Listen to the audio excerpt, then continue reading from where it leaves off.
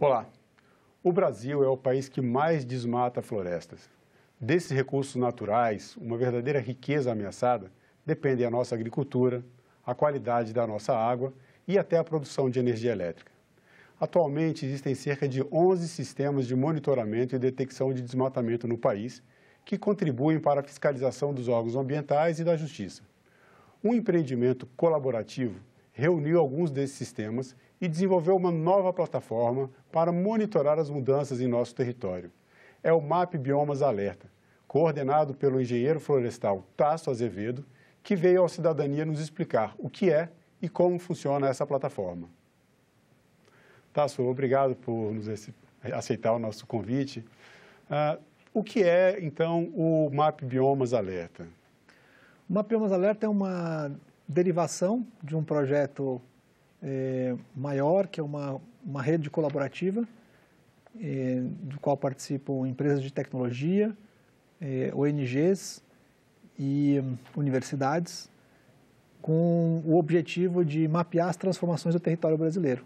A gente vinha fazendo isso, mapeando o uso e a cobertura do solo de cada pedacinho do Brasil, de 30 por 30 metros, desde 85 até os dias atuais.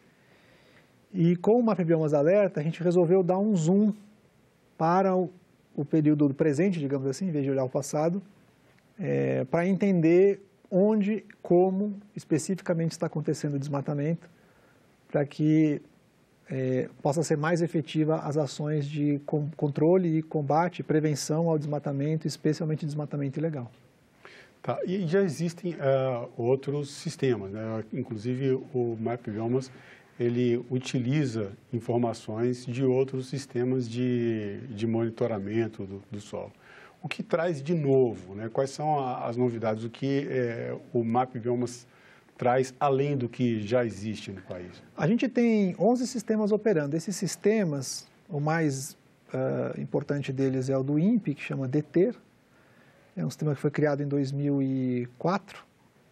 E o que eles fazem é detectar onde há indícios de que ocorreu desmatamento, em várias regiões da Amazônia e agora também no Cerrado. E tem outros sistemas de várias organizações da sociedade civil, mesmo do próprio governo, organizações internacionais, que também monitoram as florestas. Todos esses sistemas, eles dão um alerta que diz assim, tem algo acontecendo aqui. Então, eles são bons para indicar áreas para você, por exemplo, ir a campo, verificar um desmatamento. Mas são muitos alertas. E eles não, o que falta neles é ter um grau de detalhamento que permita você tomar uma ação, mesmo sem precisar ir a campo, em escala. Então, o que o MAP Biomas Alerta faz, a gente pega esses alertas que foram dados por esses diferentes sistemas e a gente aplica um zoom, que usa uma imagem com uma resolução 100 vezes melhor do que as imagens tradicionalmente utilizadas. Essas imagens são pagas e a gente compra elas apenas para os lugares onde houve a detecção de que alguma coisa aconteceu.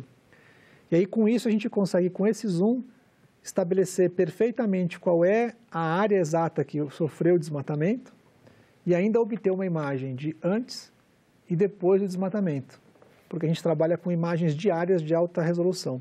Então, eu consigo ter uma imagem, digamos, 12 de janeiro sem desmatamento, 15 de fevereiro com desmatamento e sabendo qual é a área perfeitamente.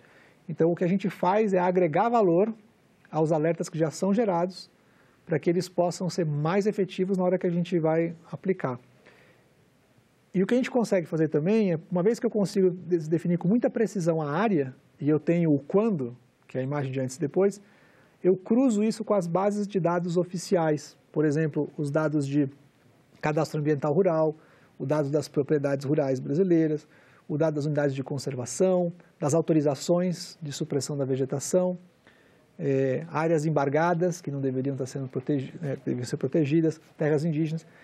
Com isso, eu consigo gerar um laudo para cada um desses alertas, um laudo que especifica quem foi o responsável por aquele desmatamento, se aquele desmatamento é regular ou irregular, se ele está numa área que poderia ou não ser autorizada e assim por diante. Isso permite com que o agente público possa imediatamente tomar ação sobre aquele alerta. Isso viabiliza que a gente tenha uma coisa parecida com o que é, digamos assim, a multa de trânsito feita pelo radar. Ao invés de ter um guarda que para ali, que você passou no farol vermelho, você tem um radar que está constantemente capturando todo mundo que passou pelo farol vermelho e gera um laudo que vem com uma foto que vai para sua casa e é refutável. Né? Diz onde estava, até a direção que o carro estava, e realmente são informações que complementam aquela multa e, como você falou, e tornam elas irrefutáveis. Então, as informações geradas por esses laudos do MAP Biomas Alerta, eles seriam comparáveis a essas multas? Você tem uma série de informações e um sistema que ele seria mais, entre aspas, inquestionável, assim? É o que a gente quer que chegue.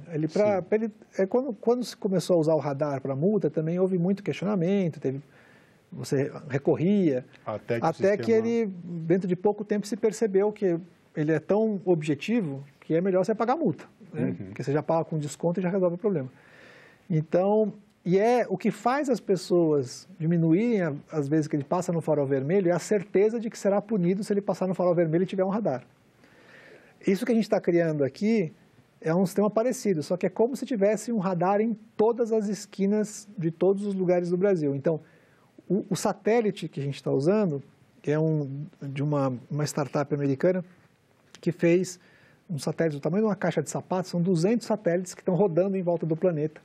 E todos os dias eles fazem uma imagem de 3 metros de resolução de todos os lugares do planeta e salvam essa imagem. Então é como se fosse uma maquininha do tempo. Isso eles estão fazendo desde o comecinho de 2018.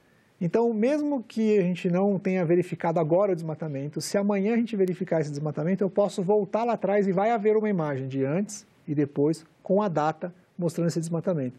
Então o recado não faça algo errado, não faça algo ilegal em relação ao desmatamento, porque a gente poderá voltar a qualquer momento, em qualquer ponto do Brasil, em alta resolução, e enxergar e construir o laudo.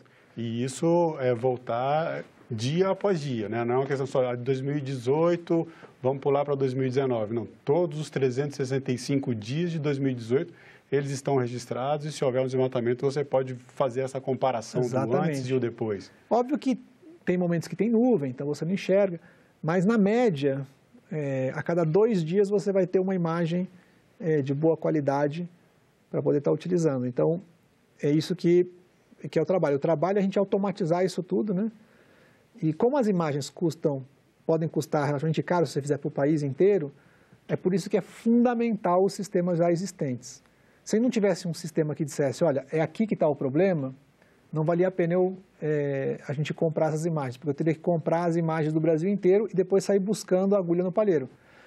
Então, esses sistemas que existem hoje, do INPE, do Amazon e outros, eles indicam para a gente aonde olhar.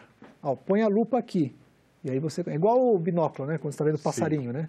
Você ouve o som primeiro, acha ele, é ali que eu vou apontar. Tem sempre um indício anterior. Exatamente.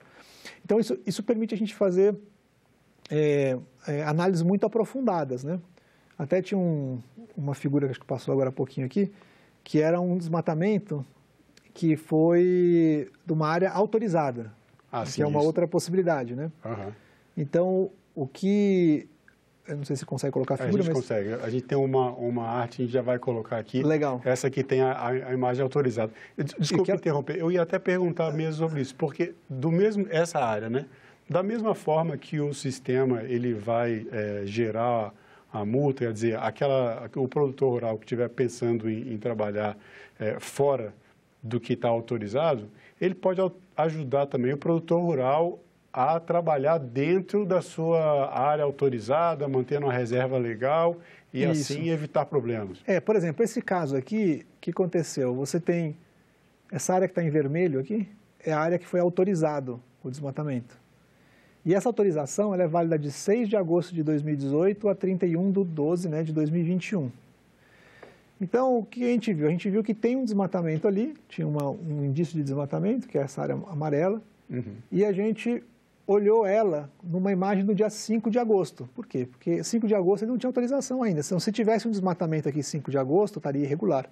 E você vê que realmente ele respeitou. 5 de agosto, a floresta estava lá ainda. Agora, já no dia 20 de dezembro, já tinha uma primeira parte do desmatamento que mais ou menos bate com a área da autorização. Então, digamos, esse caso aqui estaria um caso que está tranquilo.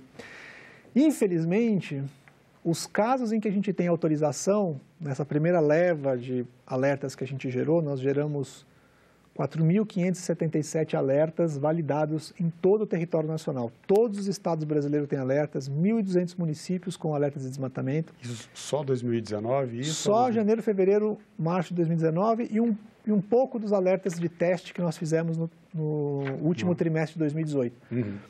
Mas isso mostra, quer dizer, de todos os 4.577 alertas, apenas 27 tinham autorização. Segundo os dados oficiais do IBAMA, que pega todos os dados de todos os estados brasileiros, exceto o Pará e Mato Grosso, que a gente também pegou os dados de autorização no estado do Pará e Mato Grosso. Então, se você pensar a proporção de alertas, tanto em número de alertas como em área coberta pelos alertas, que tem autorização é muito baixa. Mais de 95% de todos os alertas que nós verificamos em 2019, eles estão em áreas não autorizadas, o que é bastante preocupante. A gente já achava que o número é um número relativamente alto, pelos estudos anteriores, mas foi realmente uma surpresa ruim, eu acho, nesse caso, de que é um número tão alto, né, que prevalece o desmatamento irregular. O outro lado da moeda, que também é interessante, é o seguinte, desses 4.577 alertas, eles correspondem, quando a gente plotou eles e tal, a cerca de 3.500 propriedades rurais com alertas, nesses primeiros 3 meses do ano. Mas o Brasil tem 5 milhões de propriedades rurais cadastradas, então significa que o número de propriedades que estão praticando desmatamento aqui em 2019 é, sei lá, uma fração tipo 0,3%, 0,4% do total de propriedades. Então, o outro lado da moeda é que existem 99% das propriedades brasileiras que não estão praticando o desmatamento. É o outro lado. Mas aqueles poucos que estão praticando o desmatamento e o desmatamento ilegal, eles acabam prejudicando a imagem de todo o setor, né, especialmente o setor da agropecuária, e, inclusive, problemas que a gente está tendo agora com mercados internacionais que estão questionando, né, o produto que vem do desmatamento. Então, é muito importante que aqueles que estão fazendo corretamente também estejam mostrando, usando a plataforma para mostrar que, no caso deles, não existe alertas nas suas propriedades, né? Pode ser um instrumento em favor desses produtores rurais que estão trabalhando de forma correta e que aí podem ser prejudicados por uma minoria que trabalha com desmatamento não autorizado de forma muito intensa. Por isso que a gente botou a plataforma toda pública, né? Todos os dados que a gente produz, inclusive os laudos, o laudo geralmente é uma coisa que cada órgão faz o seu, então a gente resolveu produzir algo que seja totalmente público. Então, cada desmatamento, cada laudo, tudo está absolutamente disponível para todo o público na internet, não só para os órgãos ambientais. Então, por exemplo, um banco que esteja financiando uma atividade rural e ele não quer que tenha desmatamento associado àquele financiamento, ele pode ir lá e checar, ele põe o código da propriedade e ele checa se tem ou não tem desmatamento naquela propriedade.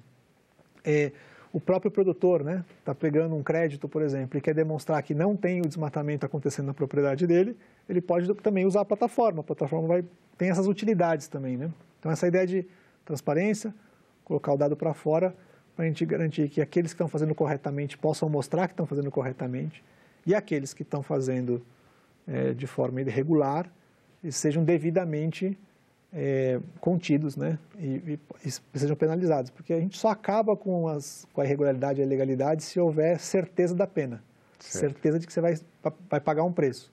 Se você não tiver certeza, como é hoje, dificilmente você vai controlar esse desmatamento. E isso tem um impacto muito importante para o Brasil, né, porque o desmatamento ele tem um efeito concreto sobre a nossa economia, sobre a nossa sociedade, sobre a nossa biodiversidade, sobre o ambiente que a gente vive, né? O Brasil é um país extremamente dependente dos recursos florestais, seja para a polinização da produção, para gerar produção agrícola, que é trabalho feito pela biodiversidade, seja para regular as chuvas.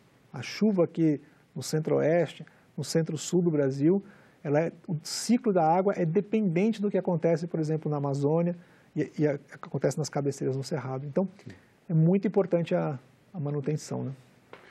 Essa surpresa que veio, essa desagradável surpresa em relação à quantidade desmatamentos não autorizados. Existia todo esse grupo, né, todo grupo de sistemas de monitoramento em funcionamento e eles ainda não haviam chegado a uma conclusão como essa, ainda não tinham sistematizado os dados da mesma forma que o MAP Biomas.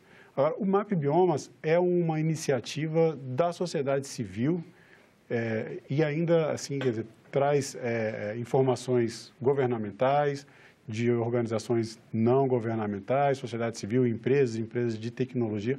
Como fazer esse arranjo com tantos atores diferentes e chegar a essa plataforma? Como Legal. foi essa experiência?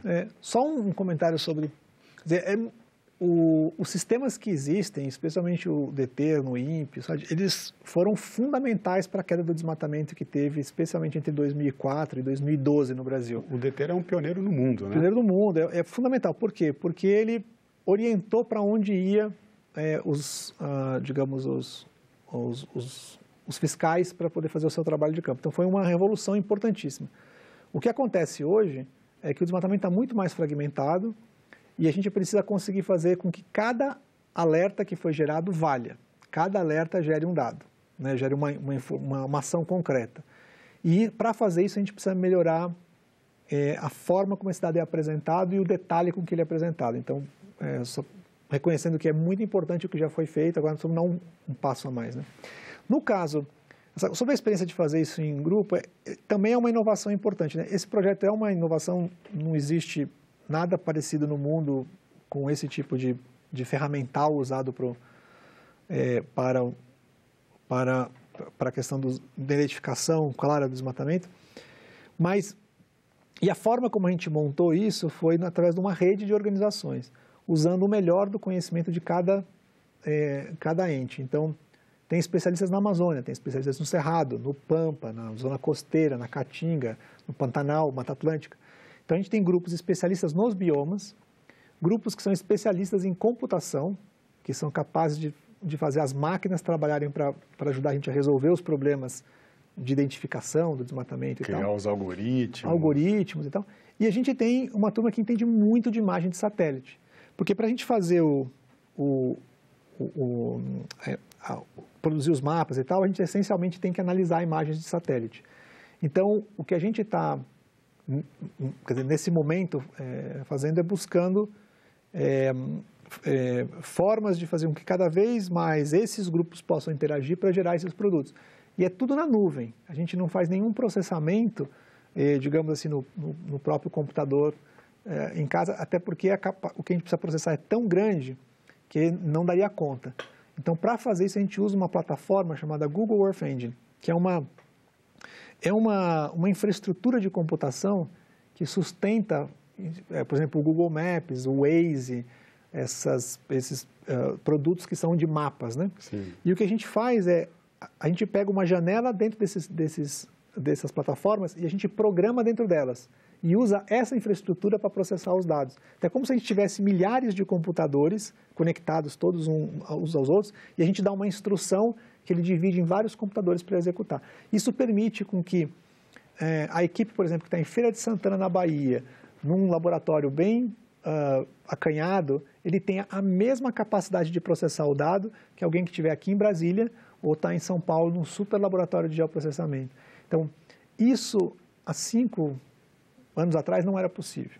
Não era possível porque nem a computação em nuvem estava tão desenvolvida, nem os algoritmos de usar o chamado inteligência artificial estavam também bastante desenvolvidos. E também a gente não tinha tantas imagens disponíveis quanto a gente tem hoje. Então, a confluência dessas várias inovações que tem disponíveis no mundo, mais essa capacidade de trabalhar em grupo, de forma colaborativa, permite a gente criar ferramentais como esse, que, aliás, é uma experiência que a gente está reproduzindo, não a gente, mas a gente está treinando e capacitando gente para reproduzir em outros países. Então, todos os países da Bacia Amazônica, mais Argentina, o Paraguai, agora vai começar no Chile, no Uruguai, na Indonésia, estão desenvolvendo sistemas parecidos com esse, que é uma oferta da sociedade, através das empresas, das ONGs e das universidades, para os entes públicos e a sociedade em geral, gratuitamente, né? Porque isso a gente fornece sem nenhum custo para os órgãos ambientais. Os dados são todos abertos. Todos abertos e públicos, e tem, inclusive os scripts, tudo que a gente gerou também são dados abertos. Né?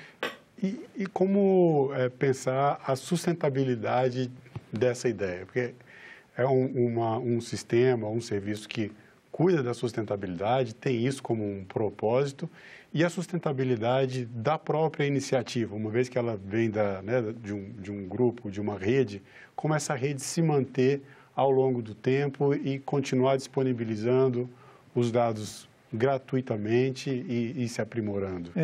Esse é um projeto financiado basicamente pela filantropia, então por tanto instituições brasileiras quanto instituições estrangeiras, que aportam recursos para a gente poder manter essa iniciativa. Então, eu digo sempre assim, se a gente tiver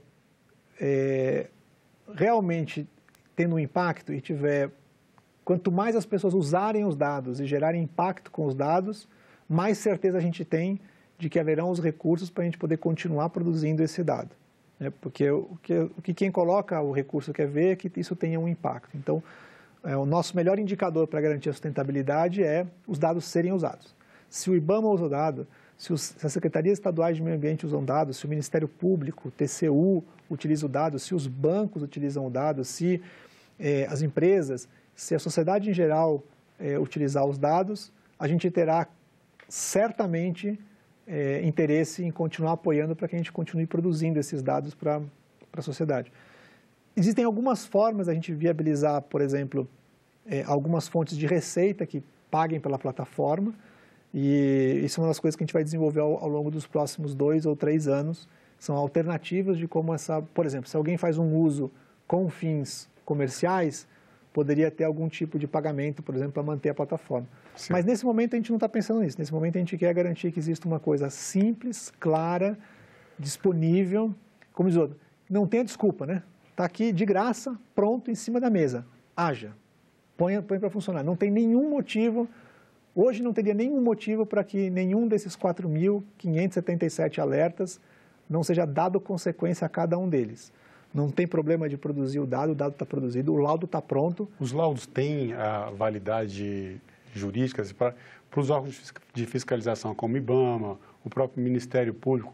Os laudos agora são suficientes para uma ação pública? A gente desenhou o laudo com eles. Então, todo o conteúdo... cooperação.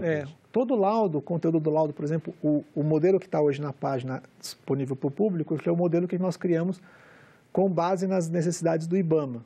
Depois a gente vai adaptando para cada usuário. Mas esse laudo já está todo disponível para o público. Então, agora, se você para transformar ele num documento, digamos, que tenha a validade a fé pública, basta que, por exemplo, o IBAMA pegue esse laudo, que tem todos os componentes que ele mesmo propôs, e assine e vá em frente. Inclusive, na plataforma ele gera até o laudo com o logo do IBAMA, se ele estiver logado como IBAMA. Se você estiver logado com o e-mail do IBAMA, você pode acessar os laudos já com o logo do IBAMA. Futuramente, se tiver com o Ministério Público, a mesma coisa. Se tiver com o ICMBio, por exemplo, a mesma coisa, ou os órgãos estaduais. Então, é uma plataforma que se adapta a cada um dos órgãos. Mas agora, da fé pública, quem pode dar são os órgãos públicos, né? Mas claro, o trabalho está pronto. Basta querer Os dados usar. Estão aí, agora é mais uma questão de uso mesmo. Exatamente. Tá. E para as pessoas que querem conhecer ou acessar a plataforma, vamos disponibilizar agora para as pessoas o endereço, né, na internet. O endereço do MapBiomas Alerta é alerta.mapbiomas.org, com o P mudo, né, mapbiomas.org, então alerta.mapbiomas.org. Lá você pode acessar todos os alertas, etc. E se quiser conhecer o trabalho que a gente faz já há mais tempo, há 3 anos, que é de mapeamento anual, também tem muitos dados interessantes sobre como evoluiu o território brasileiro nos últimos 33 anos, em pedacinhos de 30 por 30 metros, 9 bilhões de pixels que faz o Brasil, com a historinha de cada pedacinho do Brasil nos últimos 33 anos, aí é só acessar mapbiomas.org, que é o projeto maior. Ali você vai ter as informações desde 1985, Já está pronto até 2017 e nós estamos preparando 2018, que a gente deve lançar em agosto. E aí você não só pode ver a história de cada pedacinho, como você pode ver, por exemplo, por município, por estado, por país, por bioma, por bacia hidrográfica, por terra indígena, por unidade de conservação. Então tem vários recortes, por propriedades, você tem vários recortes para poder entender o território e para cada recorte desse você tem a história, por exemplo, quanto tinha de floresta em 85 e quanto teve em cada um dos anos, ou agricultura, ou pecuária, mineração, cidades, assim por diante. E também você pode comparar anos. Então, por exemplo, você pode responder a seguinte pergunta: quanto que era floresta no Distrito Federal, aqui, né, ou em Goiás, ou numa cidade qualquer, em 87, que virou agricultura em 2012? Então, você pode obter esse dado porque ele compara os dois mapas e te extrai a informação que você está buscando. Então, ela é uma ferramenta não só para você olhar o dado, mas também para poder fazer comparações e tirar as suas próprias conclusões a partir dos dados que são apresentados. Uma análise histórica. Tasso, muito obrigado pela entrevista. Então, o prazer foi meu. Ok. Obrigado também a você que nos assistiu. Para rever essa entrevista, acesse a página da TV Senado na internet, senado.leg.br/TV, ou o canal da TV Senado no YouTube. E para fazer algum comentário, crítica ou sugestão, telefone para 0800 61 2211. Obrigado pela sua atenção e até o próximo Cidadania.